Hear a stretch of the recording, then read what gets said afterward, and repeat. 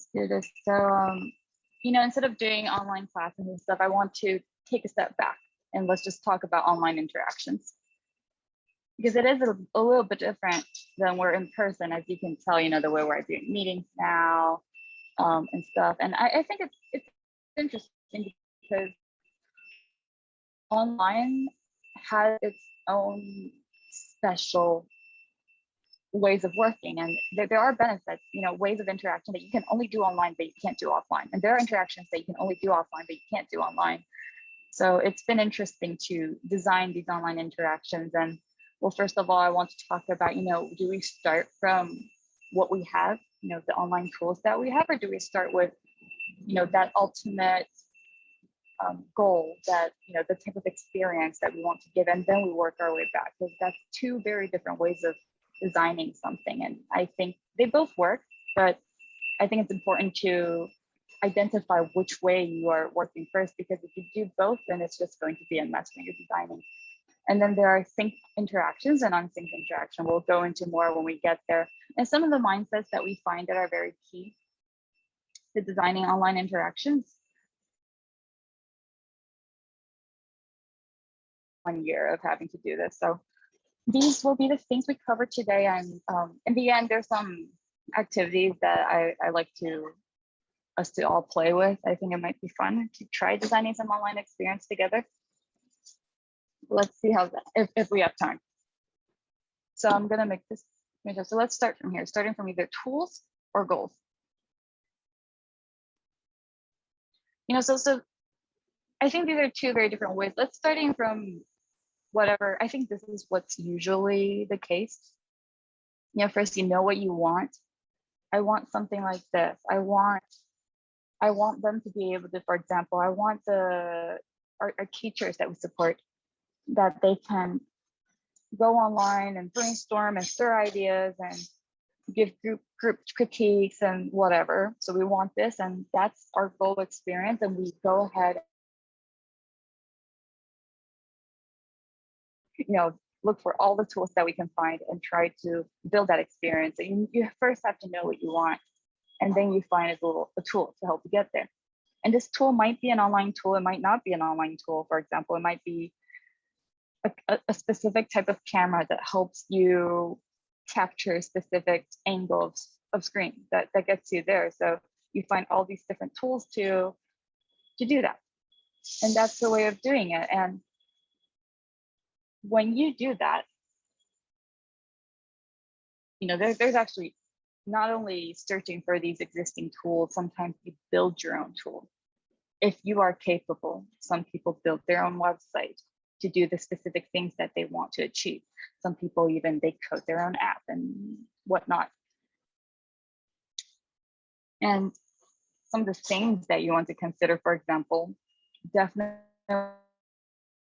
most important, because providing the experience, facilitating the tools and all that, you want to pick something that you're comfortable with. If this tool is so difficult, you might actually end up not being able to provide that experience. So that's something that you want to consider. And also your audience is good. I don't know if you guys ever had this experience, but for example, if we're using Zoom calls and you're working with more elderly people, and it's just too difficult for them to open up a computer, make sure they have a camera and log in. And Zoom doesn't like, people using the browser. They want you to download their app. So you have to also download their app, and it gets complicated. And sometimes because of that, people can't get online because of their skills. So, depending on who your audience is, who you're working with, you want to consider that. But also the project timeline. I think doing things online, even though it sounds easier, you just, go online, but actually it takes a lot more planning. So when you make sure you have enough time for whatever tool you have, the more new tools you want to try, the more time you want to give yourself. And that's something that I think people often forget. And budget.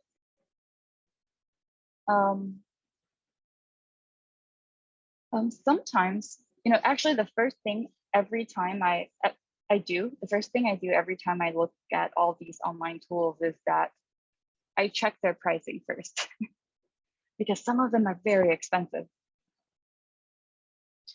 to even try out. And once you get hooked, it's like, oh, I need to do this. And then you check the pricing and realize it's out of your budget. And that's a little bit awkward. And, also check the budget. So that's just some of the things I think you want to consider if you work your way backwards when you're thinking about this is the ideal situation. And so these are the tools I need. Just a different aspect to keep in mind. And then, there's the second way, you're finding different ways to utilize a specific tool. You might find just this tool that you really like. For example, Miro could be the tool I know that you guys are using. Maybe this online exhibition space that you find it's fun, you want to do this. Gather Town, this up and coming, interesting online virtual space that people have video calls while you look like you're playing games. These are some cool tools and you might be inspired by it. So you think about how you want to use it. And then after you think of a lot of different things, you pick one and use it in that specific way. So that's a different way of thinking. And you can tell, this way from the first method of going back to the ideal experience, you're working in the opposite direction. You're looking at tools first and then thinking what you can do with it. So actually, when I would strongly encourage, I think it's better to first identify how you are thinking about this, because when you're thinking about both, of course you can think about both, but just be aware of how you're thinking, because I think when you're trying to do both at the same time, sometimes some people get stuck, some people. So it really depends on people. I think it's a lot of just self-awareness of how you're thinking, but this is another way. So you also, usually not only the tools, you also have the topic,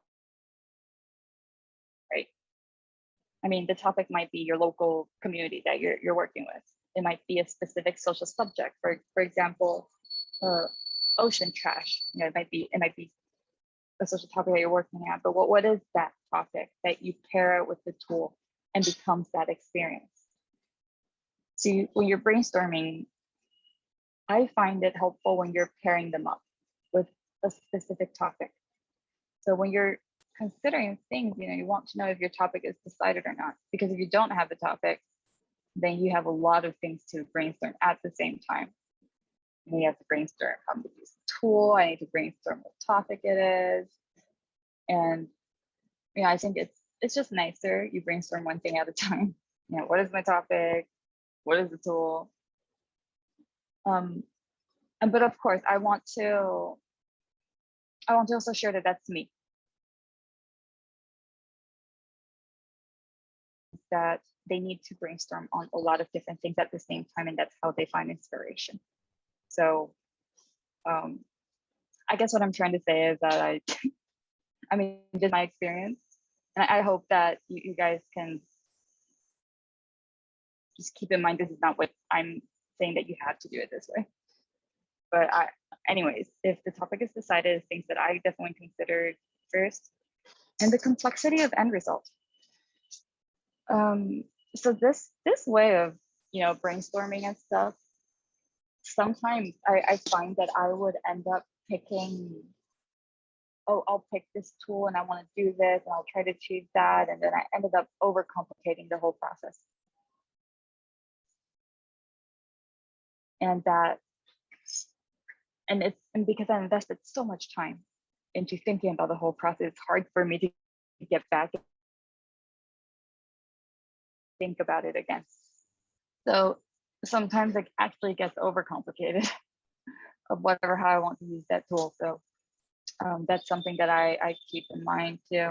And of course, again, the project timeline and budget is always something you want to make sure that you don't screw up.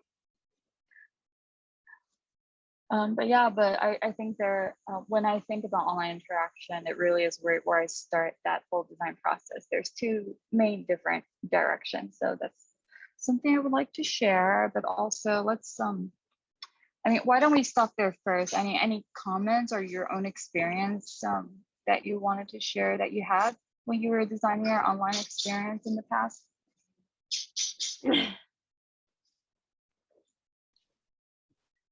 I might have a questions like, because I think you mentioned like to brainstorm the ways of using the tools.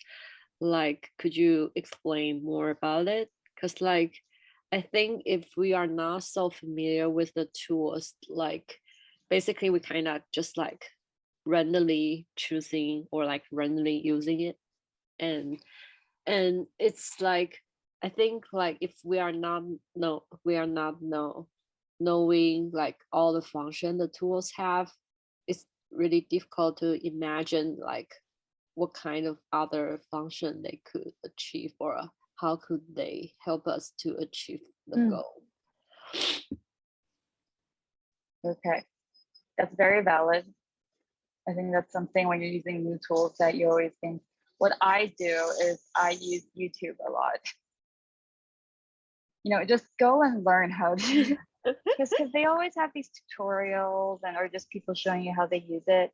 I think it's easier to look at how other people are using it first, instead of trying to explore it yourself, because that takes time. And especially if you're not good at, you know, some people are just very good at getting used to new tools. But if you're not one of them, like me, go look at YouTube. It's like, and I think that's helpful. And I think just that's just one step that, and thank you for bringing that up. I think that's one very important step with using new tools, is to learn how to use it first. And put that in your project timeline.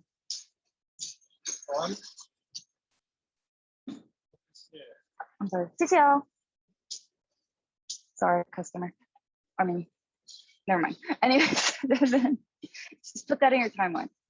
And not only put that in your timeline, put one other thing in your timeline, which is testing that yourself. You know, because knowing this function, you know, knowing that knowing this function exists is one thing, and then trying to use it is another thing. And when you're trying to use it, you might have other ideas of, oh, this is how I can use it. Yeah, so, you know, for example, spend 1 week just playing with that tool is important. And don't start brainstorming before you think you know the tool. I think would be a very good thing to do.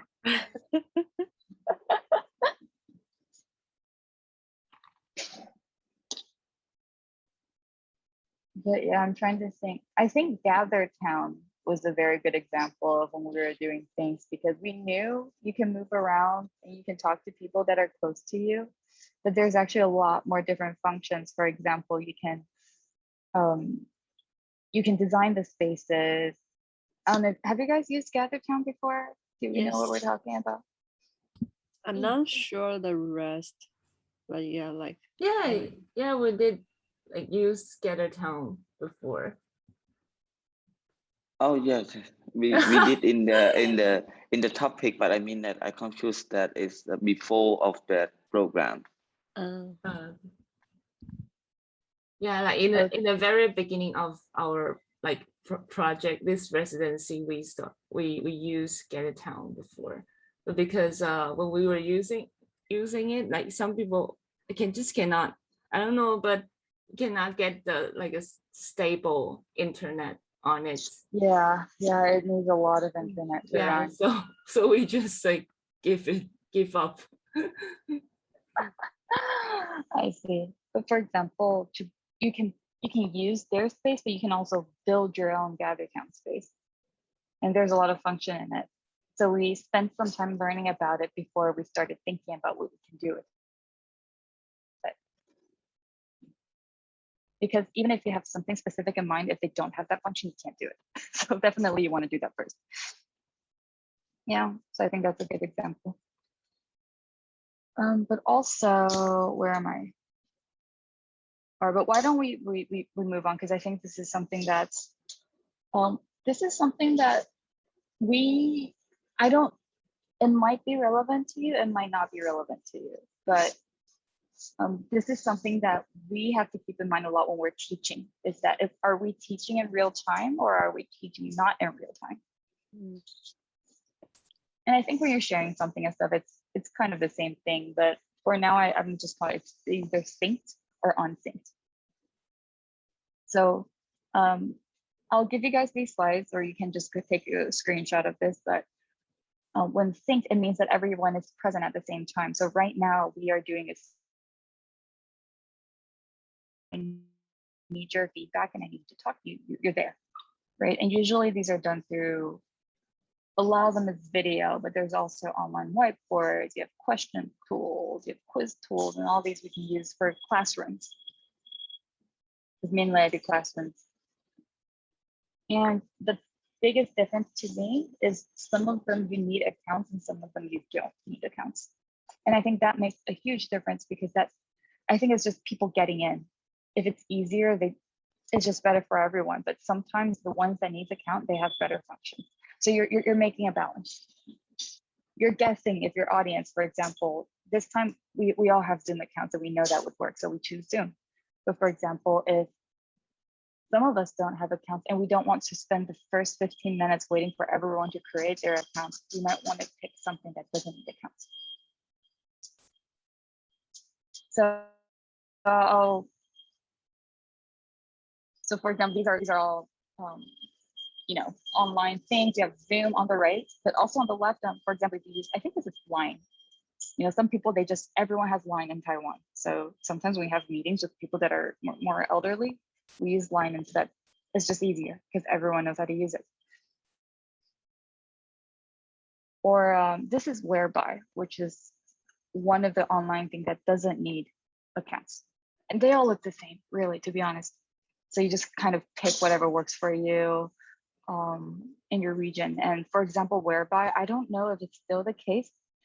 We used to be able to use it with China, which was a lot easier. Because sometimes in China, they block a lot of tools. And you want to find tools that works with them and also work for you. And that you feel safe using it too. So this is, we used to use this with China. I don't know if it's still the case, if they can still use it. I haven't video called someone in China for a long time. But also Miro. So you guys used Miro before, and I think it's a fantastic tool if you have the internet speed, because it takes up a lot of internet speed. Right, so you can everyone work together, write things, and also, have you guys used Slido before? It's something popular in Taiwan, but I find it's not that the case in other countries. But it's something that you can ask questions live, you can vote and stuff. And I used it before in classes that I asked them to use both their phone and their computer. So they're listening to the presentation on the computer, but asking questions and doing quizzes on their phone. So you're adding like one layer of using different devices and stuff. But again, because all of our teachers that we support, they have laptops and they have cell phones, and we know they will try to find it somewhere that has good enough internet for all of these to work. So just different things to consider. And I think it's kind of cool because Slido kind of looks like this. So you can ask questions and people vote, and you see the bars on the screen. So that's just one cool thing that we use a lot. But also Kahoot is like all the elementary teachers, they just love Kahoot. If you guys have ever used it before, you can ask questions and students are answering these questions, and you get ranked afterwards. People who get right answers the most, they win, and you have teams and stuff. So it's just kind of fun. So these are some examples of synced things, but you see that you're trying to play with the fact that you're doing real life. And some of the things, for example, Slido, these online voting and stuff, it's hard to do these when, or answering these questions, hard to do these when you're in person, but it's actually available online. So I think little things like this puts in a very different perspective of how I can set up whatever that interaction might be. So you're not stuck only being in person.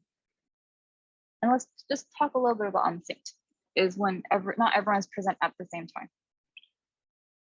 You know, so for example, it might be, you know, when you're on either Facebook or Instagram or on these social media, you might post something and then people might not reply straight away, but you just leave it there, right? And more things comes later. You know, that's something that's a type of interaction. It's just not at the same time. It's not live. But that's one thing. But actually, at Teach for Taiwan, we use a lot of platforms. You know, we put our materials on there. Sometimes, I mean, we build our own website. We use streaming platform, put things on YouTube and stuff, so that other people can absorb later at their time, whenever it's convenient for them. And also sometimes it's even just storage. We just put all the files there. Just go look at them later, or upload your files when you're done. So just the way of seeing each other's stuff. It's not real life, but it works. So maybe depending on whatever, you know, art experience you're trying to provide, it might be like this. I think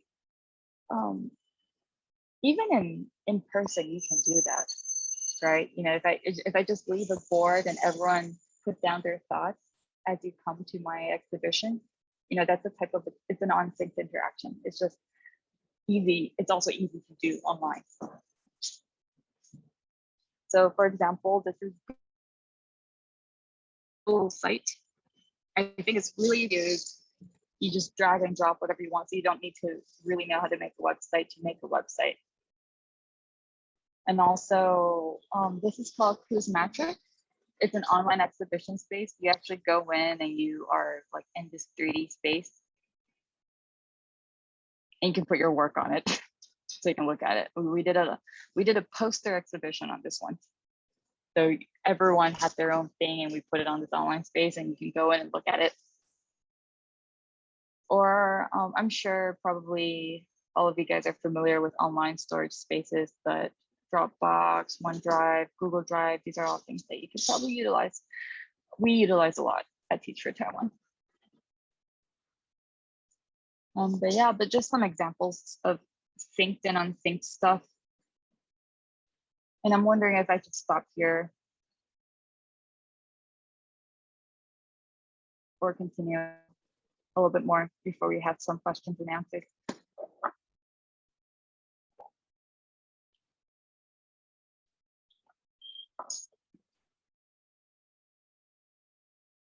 All right, we well, can let's just move on. Yeah. Yeah, let's move on. We can take a break after we move on this before you go on, but and just wanted to share some of the key mindset that I find useful after some of these experience and stuff. They're just simple ones. It's not going to be something that's going to change your life, but there are some mindsets. But something that I struggled at the very beginning is I try to copy an in-person experience directly online. So if I move through like these 4 different steps, I'll try to do the same online, and sometimes it doesn't work.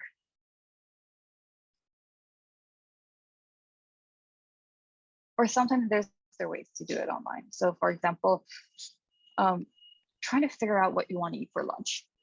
You know, when you're in person, I ask, so what do you want for lunch? And then somehow, because you know everyone's in person, some sort of consensus arrives and everyone agrees on something magically.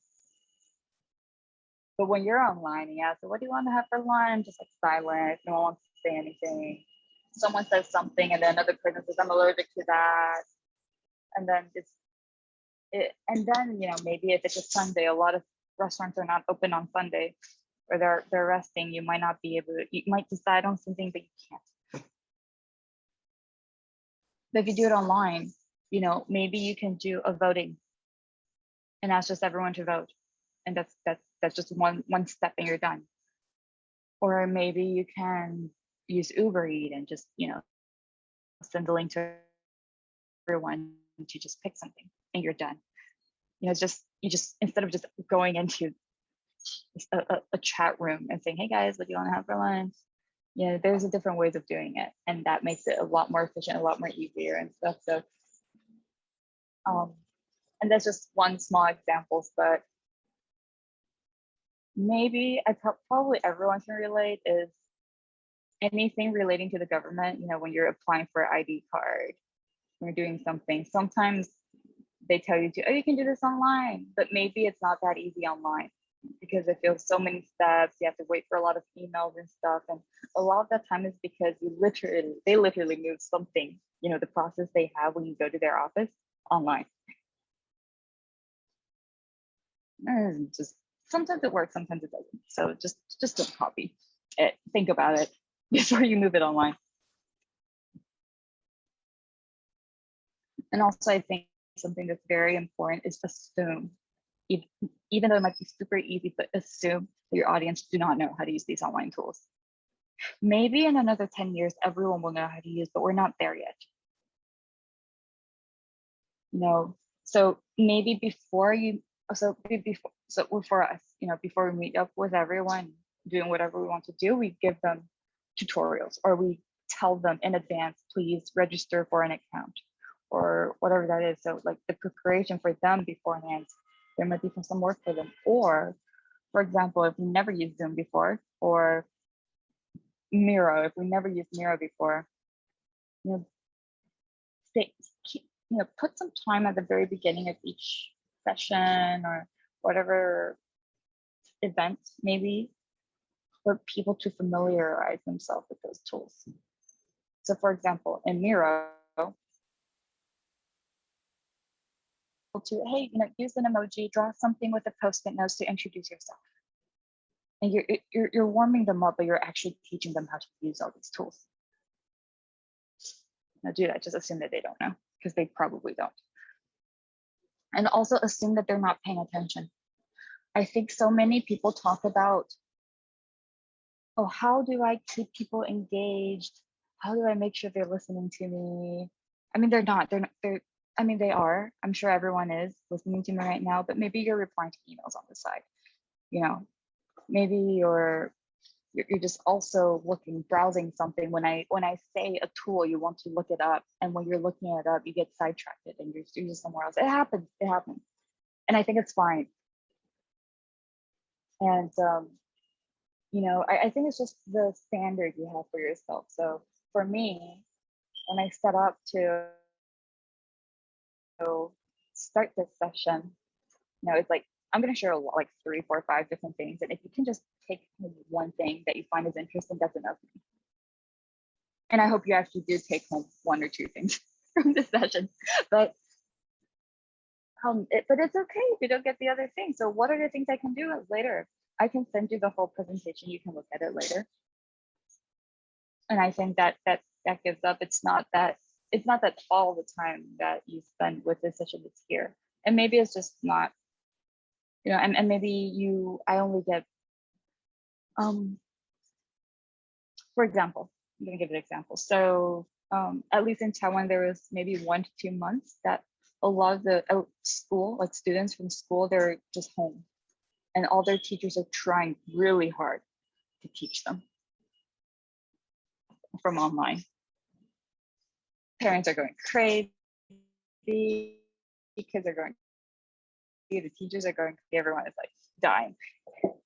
And I think one of the biggest stress is to try to get, you know, imagine you have a 7-year-old kid, you're trying to get them to focus, you know, just on their screen. And there's like from 8 to 3 or 4 o'clock, that's a lot of hours. And that just didn't work. So the teachers, they gave up, really. They ended up having less hours during a day, shorter sessions. And instead of everyone here online, you know, let's have one-on-one calls. So the teacher would have like 1-hour calls with each student, because, you know, a lot of the teachers we work with, they don't have that many students because they're in the rural area. They have one-on-one call sessions with them, and then tell them to do homework during the other times. They just have to change because they're not listening. They're not paying attention. So that's just one mindset to keep in. Also, because adults are not paying attention either. Kids, they're just more extreme examples.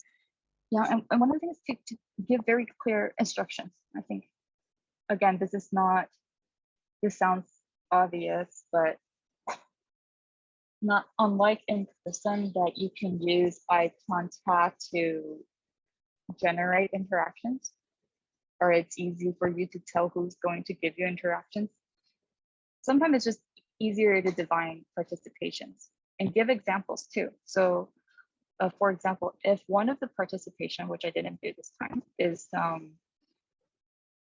sometimes when I'm online sharing, I ask people to, when I know people won't talk to me, or if it's a 30 people, you know, online session, I use the chat box a lot. So I might define participation as, I don't want you to actually say something because I know it's hard, but let's all type at the chat box. Is an assistant in that class, so that person might help give examples of, oh, this is how you can, these are the type of questions you can ask, or how this might look like, or if it's on Miro board, I mean, definitely give examples of how you want the end result to look like, so it's easy for people to copy. And then just create that space. You know, if you ask people to ask questions, then stop for them, you know, stop talking for them to ask questions, give them time to think about their questions. If you're doing some online co-creation of, oh, let's build these like post-it walls together online, you know, literally draw a space and tell them this is where you're going to draw. I'm going to give you 15 minutes to do so. The clear instructions you give, actually people start easier, because again, I think we're all still trying to learn how to interact with each other online. And at this stage, having clear instructions makes it easier to start. And after you start, it might grow into really cool interactions, and that's good. But at the very beginning, just giving clear instructions saves you the time of everyone being awkward, or even worse, they lose motivation, they just don't participate. Yeah, and this is the last mindset I want to leave you with, is that if you are stuck, just start over. Just, you know, I think giving up is an art. It's some people, you know, because these are all new things and you get so invested in this whole process. Sometimes it's actually hard to give up because, you know, I already spent a week trying to figure out this tool and I just can't. Well, you already spent a week, don't spend another week. Like, if you feel like you already wasted a week, don't waste another week. Just let's go to another tool. Let's go to another way of interaction. And you'll end up somewhere. I think it's more of a try and error process in general. So sometimes giving up is a good thing.